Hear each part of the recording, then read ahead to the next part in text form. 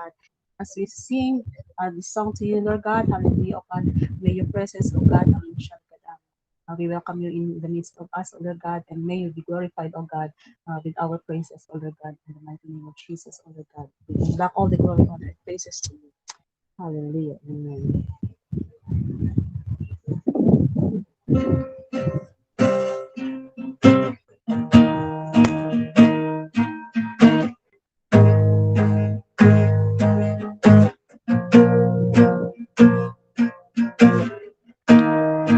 Was my cross you bore, so I can live in the freedom you died for. Now my life is yours, and I will sing of your goodness forevermore. Worthy is your name, Jesus. You deserve the praise. Worthy is your name. Worthy is your name, Jesus. You deserve the praise. Worthy is your name.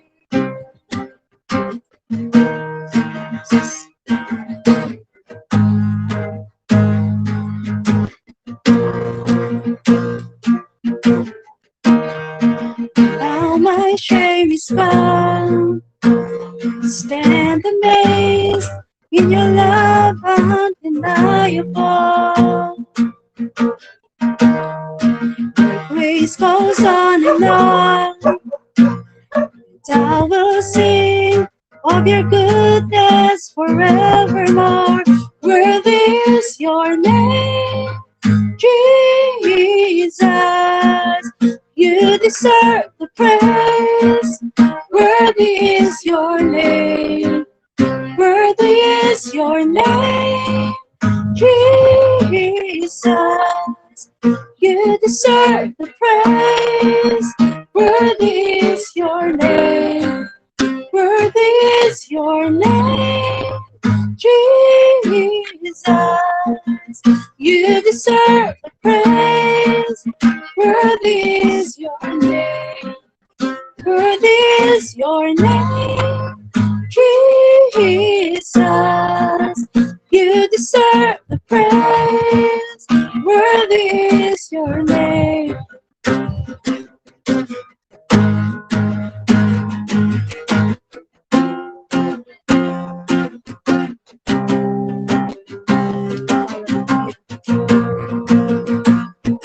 Be exalted now in the heavens as your glory fills this place.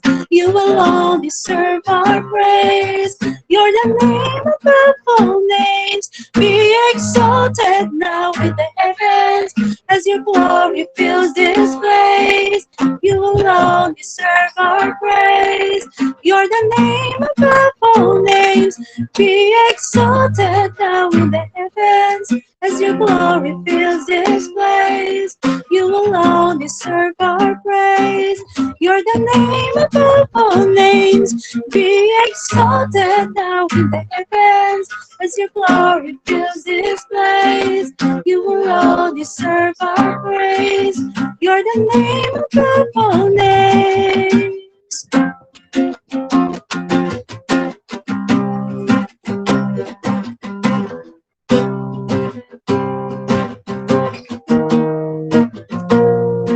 Worthy is your name, Jesus. You deserve the praise. Worthy is your name. Worthy is your name, Jesus. You deserve the praise.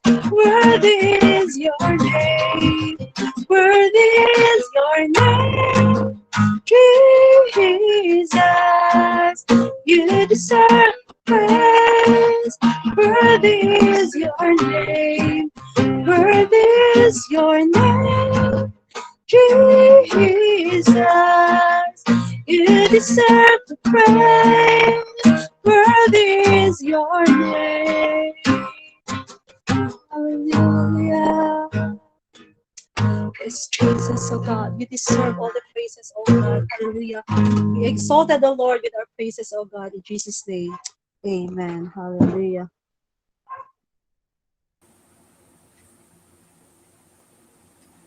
Good evening.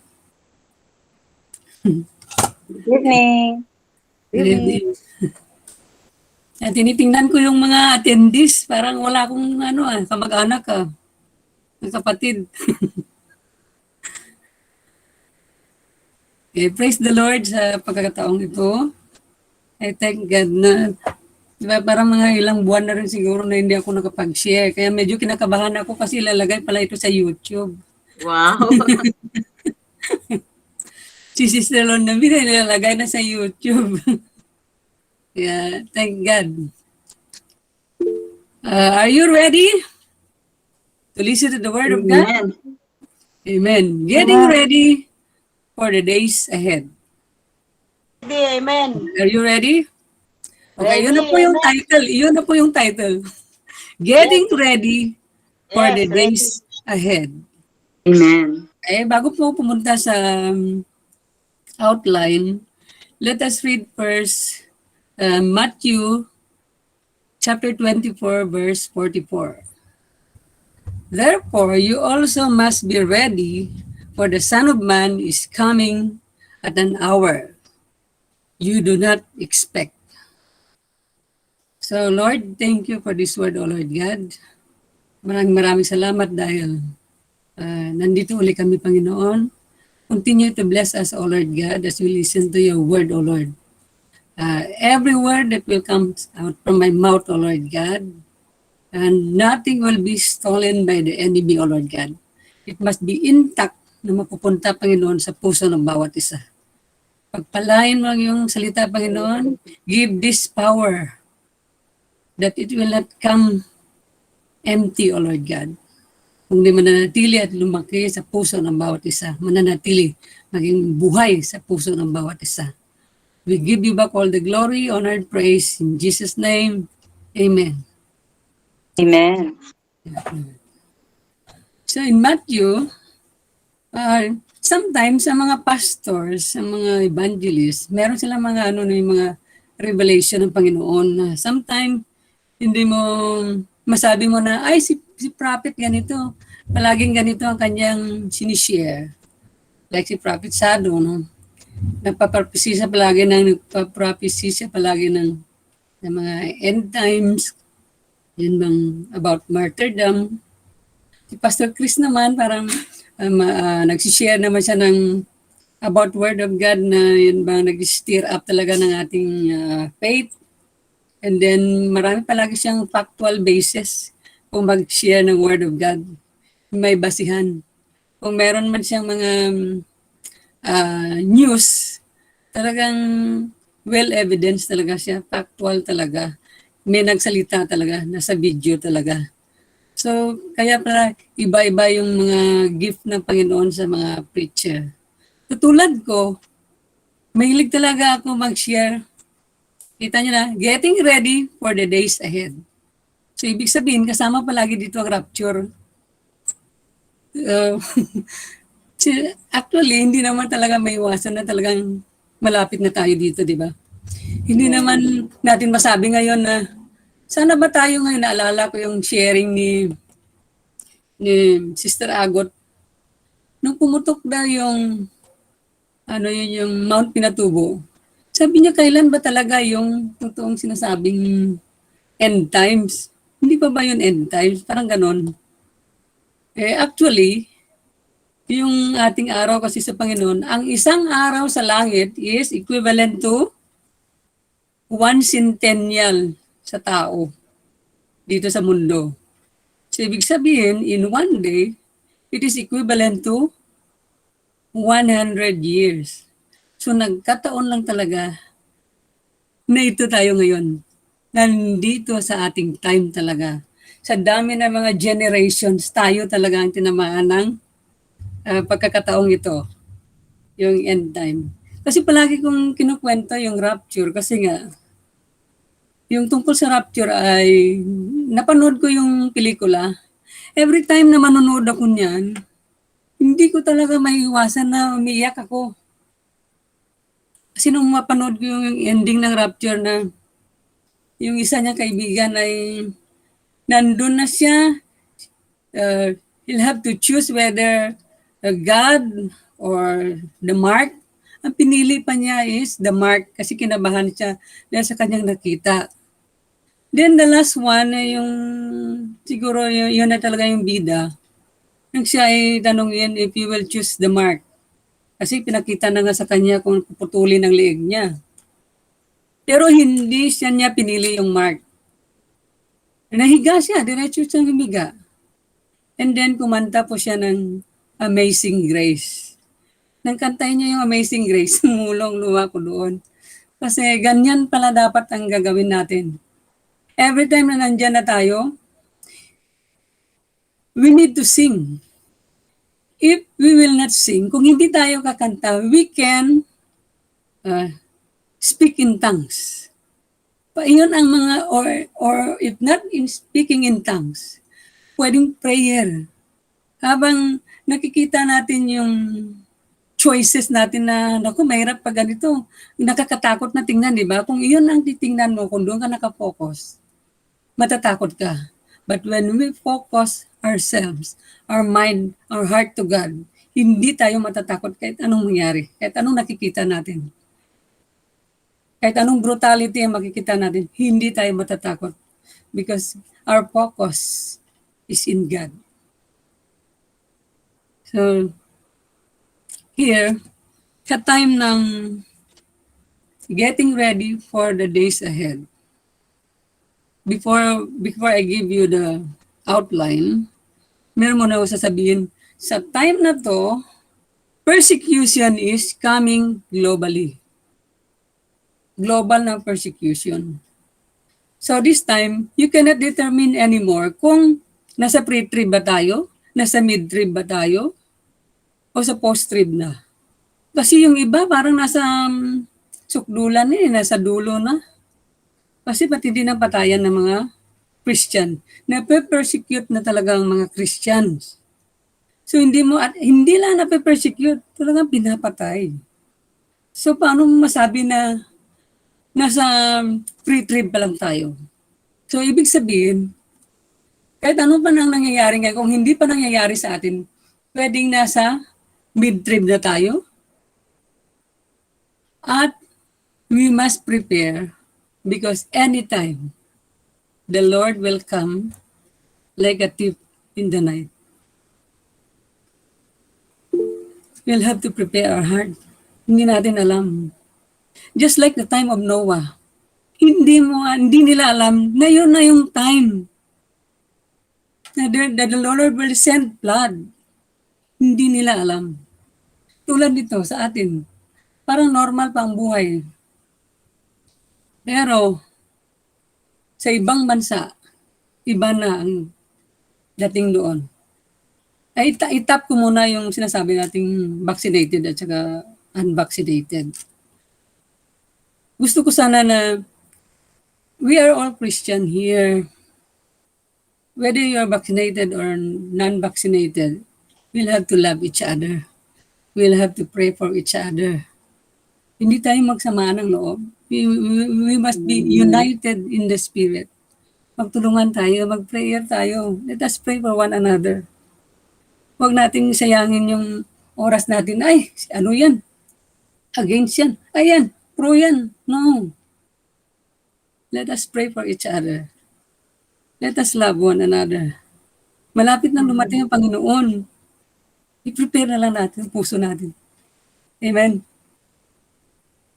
So, what are we going to do when persecution hits hard? Especially for those who are new Christians. So, we'll have to take good care of the new Christians that are here. Kung meron po dyan. Hindi po yan, alam ko sa mga new Christians na bagong tumanggap sa Panginoon, napakamasigasig nila. Ano ang dapat nating pagkakaingatan? hindi sila ma-stumble sa unbelievers. Pwede silang ma-stumble sa nauna pa sa kanila na Christian. Amen? Kasi tinitingnan, sister, di ba, nauna ka pa sa akin, bakit napakahina mo? So, hindi tayo dapat magpakita ng gano'n. Let us encourage one another. Magpalakasan tayo dito. Doon sila mas kapal.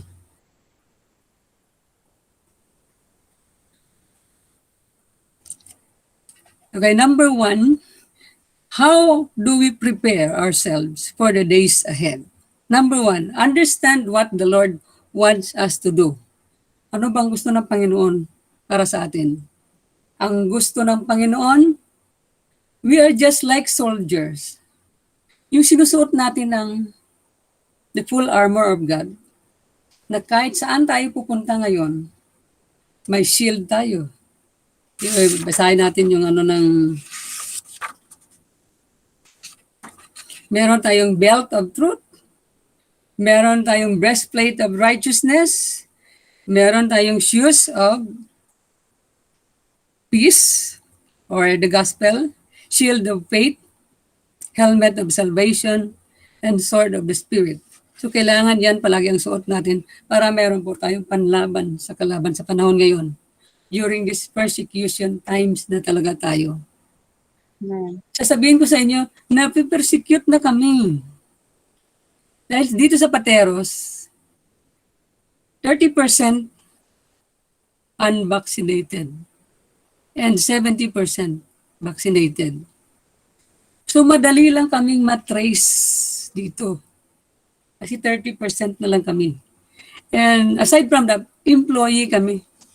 Madali kaming, palaging meron kaming Google Meet na pinipilapan na sino, survey form na malalaman kung sino ang hindi pa vaccinated. So, but still, I thank God, we still stand kung ano yung sa pakiramdam namin ay nandun kami. Amen? Number 2, getting hold of life eternal.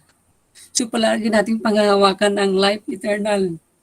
Actually, what we have here in this world is just temporal. So kung ano, di ba, minsan meron pa tayong mga pangarap. Nangangarap pa tayo na siguro, bibili pa tayo ng sasakyan, bibili pa tayo ng mga gamit, bibili pa tayo ng bagong bahay, or anything na gusto mo pa sana. Ngayon, hindi ko naman sinasabi na you'll have to stop buying that thing if the Lord bless you. Diba? Pwede ka bumili ng sasakyan, pwede ka bumili ng bahay, okay lang yon. Wala pa naman. Diba? Ang Panginoon naman ay fair naman yun. Kung kaya mo lang naman, why not? Dahil ang Panginoon ngayon, He will pour out His Spirit to His children na makaramdam ng pagmamahal niya. Amen. So, ibig sabihin, kung nasaan ka ngayon, kung kailangan mo ng sasakyan, bumili ka. Walang problema. Kung kailangan mo ng bagong bahay, bumili ka. If the Lord bless you that amount, pwede. O wag mo nga lang, ay hindi ko na ipagawa ang bahay kasi malapit na dumating ang Panginoon. No. That is also for your comfort. Sa time na nandito pa ang Panginoon, the Holy Spirit is here, His grace is here. We can do all things dahil nandito pang Panginoon. Yes, amen. I-grab natin ang pagkakataon that the Lord pour out His Spirit. Binibless niya tayo financially, di ba? In our finances. Kahit sa kabila ng pandemic na to, binibless tayo ng Panginoon sa finances natin. Hindi niya tayo pinapabayaan. Amen. In times of pandemic, yung iba nga sa time ng pandemic, kung kailan pa naging pandemic, doon po nag-boom yung negosyo. Amen? So, we have shared. So, kung ano man ang na-bless na Panginoon sa iyo, we have to share. Kasi yan talaga ang sinabi nga ni Pastora Rose, we are born to share. Talagang isi-share talaga natin kung ano ang blessings ng Panginoon. Hindi yung pag-atin lang yon yung blessing, bless ka na Panginoon, no? Ay, hindi mo sinishare na po. Sasarado ang durungawan ng langit para sa iyo. Kung gusto mo na mabuksan yon, you share the blessing. Amen? Amen. Number 3, live a holy life. In Romans 12:2. Romans 12:2. Live a holy life. Do not be conformed to this world, but be transformed by the renewal of your mind, that by testing you may discern what is the will of God, what is good and acceptable and perfect. So yan po ang ating gagawin. Do not conform to this world. Kasi yung tulad ng mga magulang, sabihin ng, kahit sa mga teachers, parents, sabi ng mga ay hindi ka na pwedeng maganyan ngayon sa mga bata. Kailangan makiayon ka na sa mga bata ngayon kasi nga, pag hindi ka nakiayon, hindi na kayo magkakaigihan ng anak ninyo. Kasi nga, bago na ngayon ang panahon. Do you agree with that? Sa lahat ng may mga anak, do you agree? No. Na conform ka na sa kanila, sa mga bata, tapos ang ayunan niya yung mga bata, kahit mali na hindi na lumalabag na sa salita ng Panginoon. Di ba hindi? Hindi dapat tayo mag-conform doon. Kailangan ayusin natin ang buhay ng ating mga anak. Yan sa mga parent. Number 4, do not allow the problems of the world to affect us. Do not allow the problems of the world to affect us. Okay. If we cannot avoid that we always have a problem. Kasi ang problems naman talaga that is a test that when we are tested and we have overcome, it makes us to level up. Level up tayo. Kasi wala namang pagsubok na hindi natin nalalagpasan. Okay? Right. 1 Corinthians 10:13. Palagi nating nalalagpasan kasi hindi naman nagbibigay ang Panginoon ng hindi natin kaya. Palagi Right. kaya. At saka, alam mo, naawar ng Panginoon. Pag nakikita niyang hirap ka na, siya rin ang gagawa ng way out para makalabas ka sa pagsubok. Ginaguide ka rin niya para malagpasan mong pagsubok. Yes. Pero ito lang, huwag kang sumuko. Yan ang ayaw ng Panginoon. Huwag kang sumuko. Tuloy lang ang buhay. Huwag tayo sumuko because the grace of the Lord is here. Anytime, nagpapasalamat nga tayo sa Panginoon, anytime we can call Him. Meron tayong matawag, yung ating biological father. Hindi mo nga matawag-tawag yun, di ba? Kahit nandyan pa. But our God the Father is everywhere. We can call Hallelujah. Him anytime. And His Amen. help is Amen. always there, on time. Right. So praise the Lord sa salita ng Panginoon. Ito pa ang nakalagay, no? If you have problem.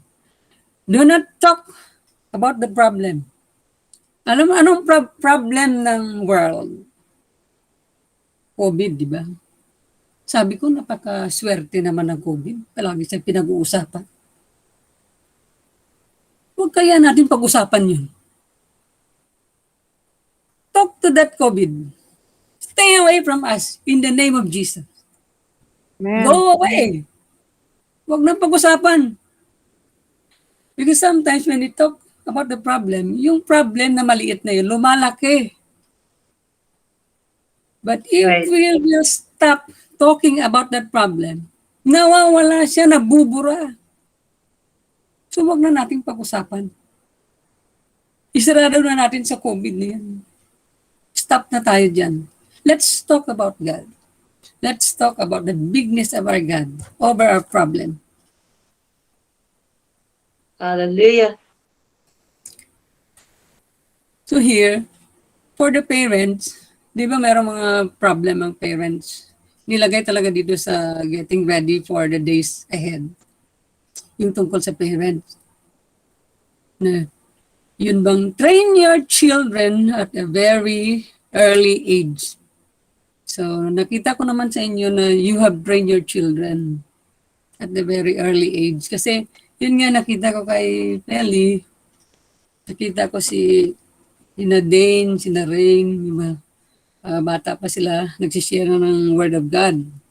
Ibig sabihin, napakaganda ng pagpapalaki ni Nen at saka ni Brother Yang, no? Ng kanilang Amen. mga anak. Okay, nagagamit na. Amen. Okay? So, maraming salamat dahil parang nag-model na kayo sa prayer time kasi parang whole family na kayo na nagsiserve sa Panginoon eh. Ang wala na lang yan ang si ano eh, yung bunso.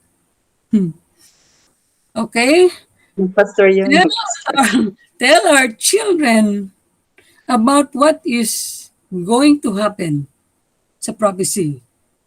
Yung tungkol ba sa rapture? Yung sinasabi ko kanina na kailangan equip ang mga bata about rapture.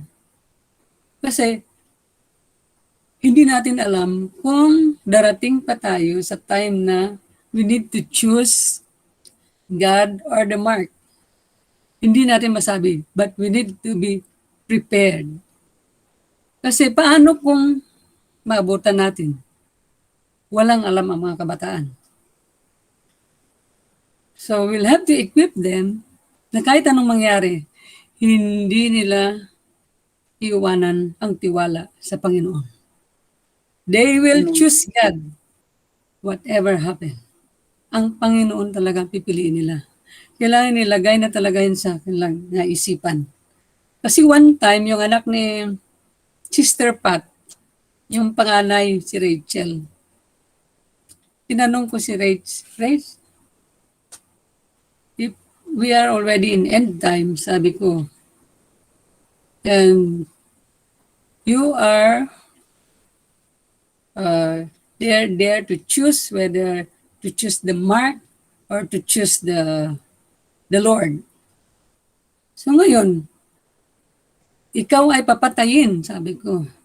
Ikaw ay papatayin kung pipiliin mo si Christ. Ngayon, kung magpamark ka, hindi ka nila papatayin. What will you choose? Sabi niya, right now, Tita Glo, I will choose God. But I don't know in reality. You see? Kung ano talaga pipiliin niya. Kumbaga, hindi niya matanto ang kanyang sarili kung nandyan na sa totoo. Kaya ngayon pa lang, sabihan nyo na yung mga anak natin. Ang mga anak ninyo, wala pala akong anak. Mga pamangkin lang.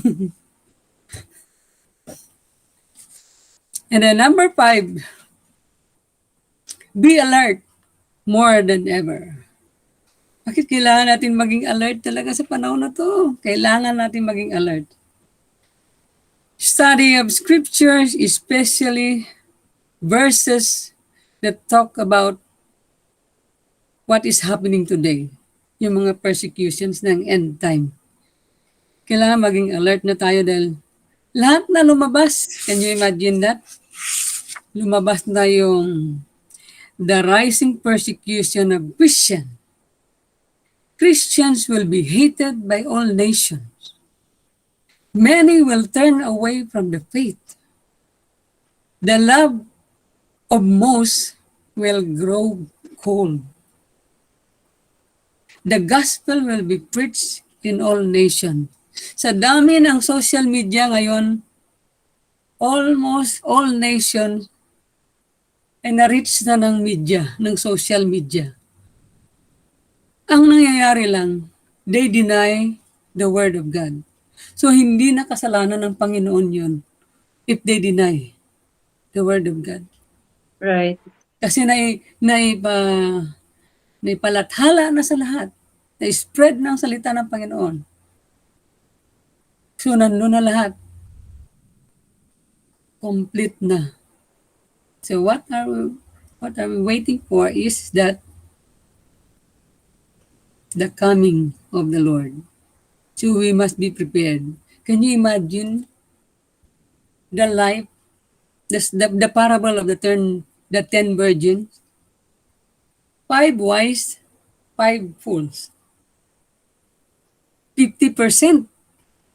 50% ang ready, 50% ang hindi. Then another one, sa kwento naman ng dalawang tao sa field, sa rice field. Isa na wala, ang isa na iwan. Ilang percent? 50%. Nakasulat yan sa Bible. So that is possible na yun ay mangyayari. Pero ayaw natin na merong maiiwan sa atin. Amen? Dito sa prayer time, walang maiiwan. Pwede pa tayo magdala ng marami pang kasama dito. Because here, our faith is growing greater. Lumalaki ang faith natin dito sa prayer time. Bakit? Because faith cometh from hearing and hearing through the Word of God. So ngayon, every day, meron tayong naririnig na salita. Meron tayong mga verse na naririnig. So hindi pwedeng hindi lalaki ang faith natin dito. So ito ang gusto ng Panginoon. That we always listen to His Word.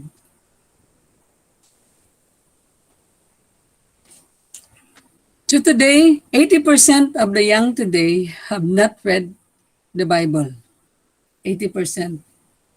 Bakit? Have you noticed na mag-open ka ng gusto mong basa ng Bible?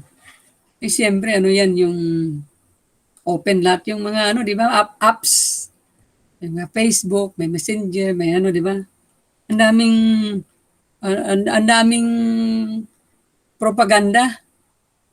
At minsan, natitempt tayo na ang purpose natin sa pagbukas ng ating cellphone is to read the Word of God. Pero saan napunta? Ibang napuntahan. Tumagal ka pa doon sa Facebook. Tumagal ka pa doon sa Messenger. Hindi mo kagad napuntahan ang dapat mong mapuntahan. So that is a big thing that hinders the young to read the Bible. Malaki talaga ang, kaya nga yung sinasabi natin sa sharing ni Sarah, na malaki talaga ang nagagawa ng social media para mapalayo ang mga kabataan sa Panginoon kung hindi sila marunong. Kung hindi sila mag-guide ng kanilang mga magulang. Silang social media, sometimes, yung mga kabataan ngayon, if you experience the attitude of the children, gusto niya makita ang bata, gusto lang niya na nasa loob siya ng kanyang kwarto. Bahala na siya kung anong ginagawa niya. Tatawagin na lang ng nanay para kumain, paglabas niya sa labas. Naku, nagagalit-galitan pa. Ayaw makipag-usap. So no time in talking to parent. Hindi na makashare ang mga magulang ng good news, ng gospel sa anak. Dahil ang anak mismo ay hindi na didisiplina. Ano sabi ng Panginoon? Hindi ko maalala sa verse, pero sabi niya, hindi mamamatay ang bata when you use rod to discipline them.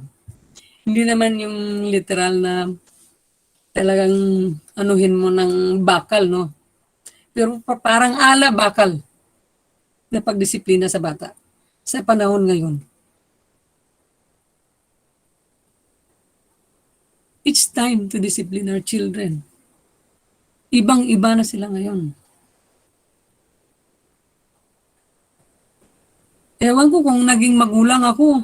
Ewan ko kung So siguro talagang nilagay talaga kami ng Panginoon dito na wala kami mga anak, no? Sister Diday, Sister Did, Sister Millet, meron pa dyan. Sister Marlene, nga wala at mga S tayo. Present. Talaga siguro, no? We are called to be single. Hallelujah. Pero di ba, we are so blessed. Blessed naman na, talagang napaka-blessed naman na talaga ng mga singles eh. Kasi forever single sila as bride ng Panginoon. Amen. Amen.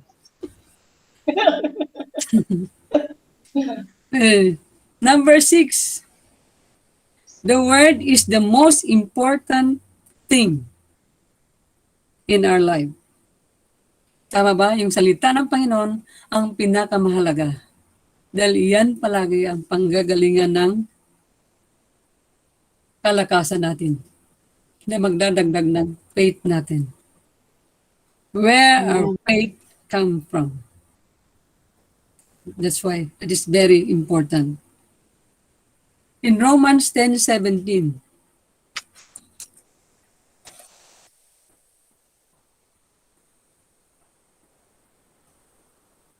hindi ko makita yung Romans 10:17. Yeah. Romans 10:17. So faith comes from hearing and hearing through the word of God. And then in 2 Corinthians 5:17, standing strong in our faith and not wavering. So, ibig sabihin, talagang pinili talaga ng Panginoon na we need to be strong in our faith. Kaya nga sa time daw ni Peter, habang nananalangin si Jesus sa Garden of Gethsemane, alam niyo kung anong panalangin ng Panginoon sa mga disciples niya? Lord, make them strong in the faith. Amen? Make them strong in the faith. So yan pala yung ginagawa ng Panginoon sa atin. Because He's sitting at the right hand of God the Father. Nag-a-advocate siya sa atin. Amen. Kumbaga kung anong gusto natin, pinaparating ng Panginoon, ini-explain niya sa God the Father. Iniintindi tayo ng Panginoon. Kung anong Right. panalangin natin, pinapakinggan tayo ng Panginoon. Siya ang advocate natin doon sa langit. Ini-explain niya kung anong pangangailangan natin. And He share it to God the Father. And then the God Father will pour out the blessing. Hallelujah. Amen.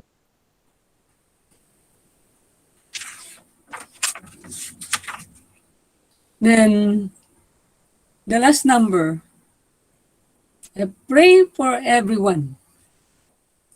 Amen? Ano natin ang title ng ating group? Prayer time.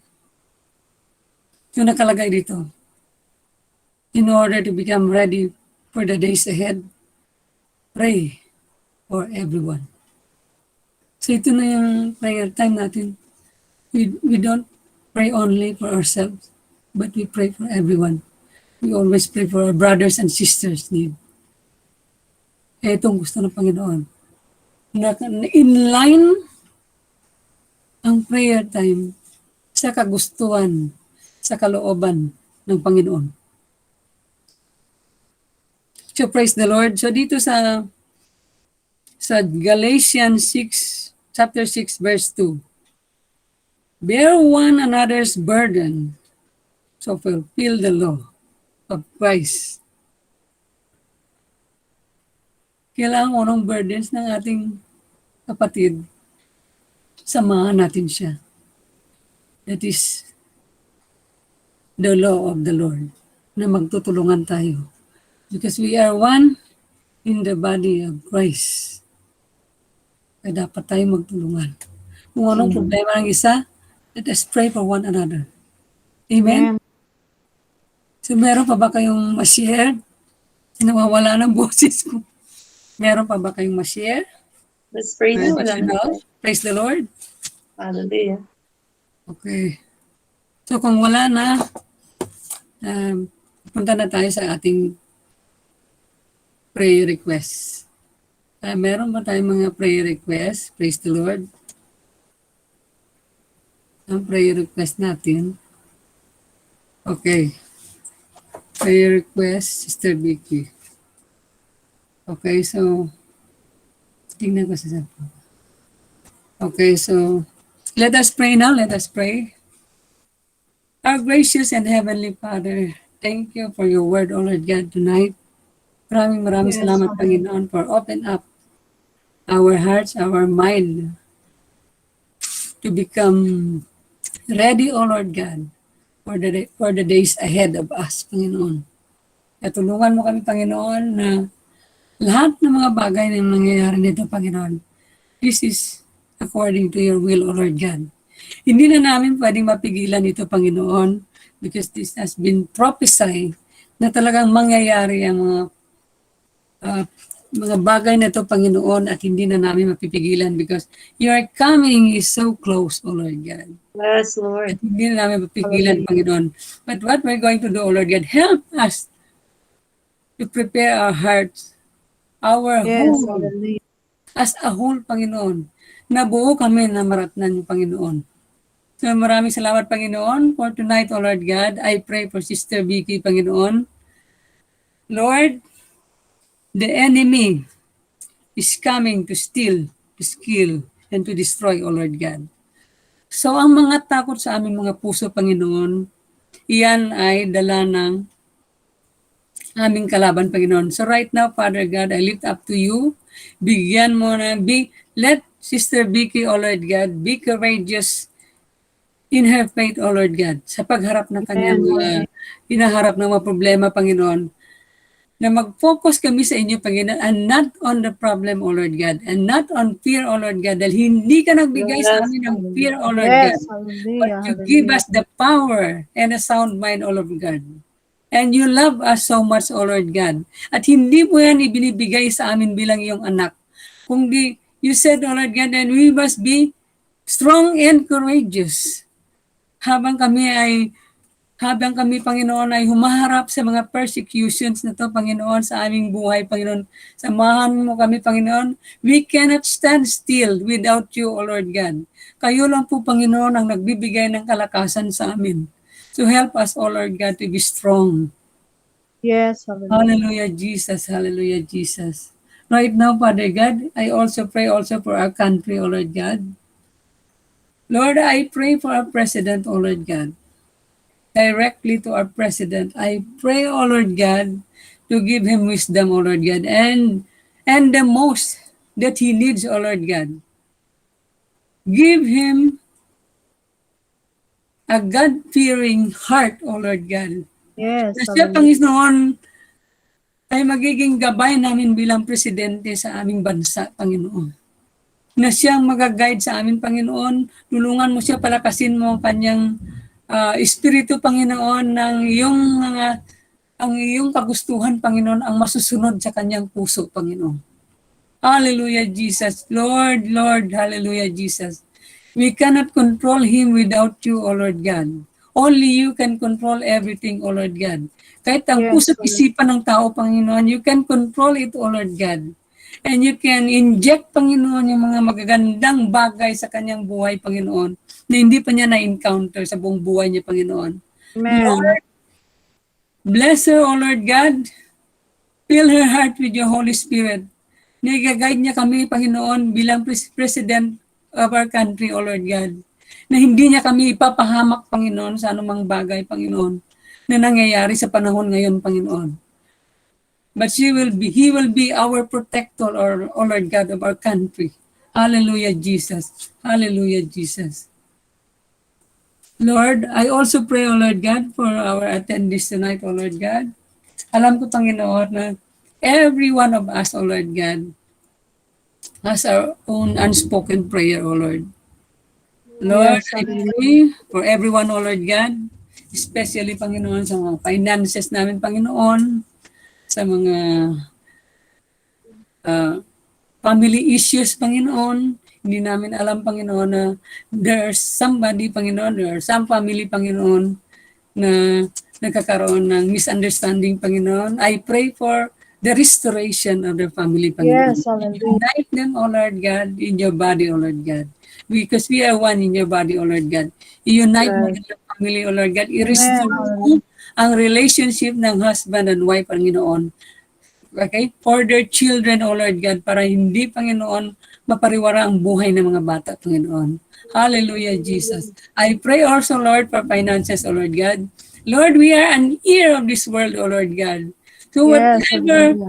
whatever things that has been stolen to us by the enemy, O Lord God, we retrieve it in the mighty name of Jesus. Yes, Sa amin, In hallelujah. Jesus' Panginoon, name. kung nagkamali man kami ng mga desisyon namin, Panginoon, nawala sa amin ang mga bagay-bagay na yun, Panginoon, we retrieve it in the name of Jesus. Yes, You hallelujah. can do it, O Lord God. Alam ko, Panginoon, na makapangyarihan ka. And you said, O Lord God, na kung ano man ang ninakaw ng Diablo, pwede naming bawiin, Panginoon, in the name of Jesus.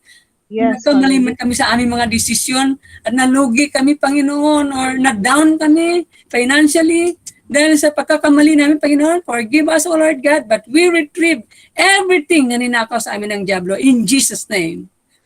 Hallelujah, Yes. Jesus. Lord, I also pray, O Lord God, sa health ng bawat isa, Panginoon, na nandito.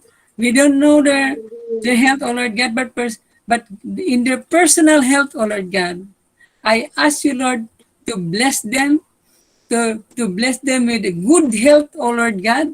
Yes, Bigay mo hallelujah. ang from the wholeness of our body, Panginoon. Every part of our body that has pain, O Lord God, touch it, O Lord God, and restore it as a whole, O Lord God. Na, Yes, na talagang buong-buo kami, Panginoon, na malakas, Panginoon, na habang nag-aantay sa inyo, Panginoon, we are not faint in waiting for you, O Lord God, for your coming. Maraming salamat, Panginoon, sa lahat ng kabutihan mo sa amin, Panginoon. Thank you, O Lord God, and I also pray, O Lord God, for Sister Levy, restoration of her sleep, Panginoon. I might be that she has an insomnia, O Lord God. Lord, right now, Father God, i-restore mo, Panginoon, ang ah, pakiramdam ni Sister Levy, Panginoon, na hirap Panginoon, sa pagtulog, Panginoon. Ibalik mo sa kanya ang nararapat na tulog na 8 Yes, hours a hallelujah. day, Panginoon. Ibalik mo sa kanya at i-restore mo ang kanyang health, Panginoon. Bigyan mo siya ng magandang tulog, Panginoon, sa gabing ito, Panginoon. And onwards, Panginoon. I pray, Panginoon, na Yes, sa gabing hallelujah. ito, Panginoon, kung ano man ang dalangin namin, Panginoon, sa mga pains na nararamdaman namin sa aming mga katawan, Panginoon, it will not go back again in our body, like Panginoon. In the Yes, name of amen. Jesus, protect us, O Lord God, with your blood. Tapos na yung laban na ito, Panginoon. So we are already an overcomer. Sa lahat ng mga sakit, Panginoon, na nararamdaman namin, tapos na kami, Panginoon, dahil tinapos mo na ito sa krus, Panginoon. Maraming salamat, Panginoon. I claim, O Lord God, ang lahat ng kagalingan, sa lahat ng request, Panginoon, ng kagalingan sa katawan. We claim it right now, O Lord God, na magaling na kami sa pangalan ni Jesus. Hallelujah. Amen, hallelujah. Thank you, O Lord God, for your blessing, for your blessings, O Lord God, na hindi napuputol kahit kailan, Panginoon. Maging sa aming mga personal na buhay, Panginoon, maraming salamat na ang bawat isa, Panginoon, ay binigyan mo ng eagerness, Panginoon, na to seek you. Yung pagpili talaga sa iyo, yung pagsaliksik namin, Panginoon, na lalo kang makilala ng malalim, Panginoon. Maraming salamat, Panginoon, na inilagay mo ito in our heart's desire, Panginoon, na talagang kilalanin ka namin ng malalim, Panginoon. Lord, help us, O Lord God, to study more about you, O Lord God, at pagbabasa kami palagi, Panginoon, ng iyong mga salita, Panginoon. Yes, hallelujah. Salamat sa gabing ito, Panginoon. Pagpalain mo ang bawat isa, i-bless mo sa lahat ng aspeto ng kanilang buhay, Panginoon, kung ano ang kanilang mga pagkukulang, Panginoon, kung saan sila nagkulang, Panginoon. Punan mo ito, Panginoon, na yung banal na Espiritu. I-fill in mo lahat ng kanilang mga pangangailangan, O Lord God. Amen. Maraming salamat. Pinupuri kita at pinapasalamatan sa pangalan ni Jesus. Amen. Amen, hallelujah. Amen. Picture time na po. Amen. Thank you, Sister Glo. God bless. Thank you, Tiglo. Salamat. Salamat, Sister Glo. And thank you. Thank Prayer. you. Thank you sa lahat. Dami. Thank you, Glo, sa powerful message. Thank you. Madilim. Yes. Thank you, Sister Lo. For the prayer. Thank you, Sister Glo, sa Nice.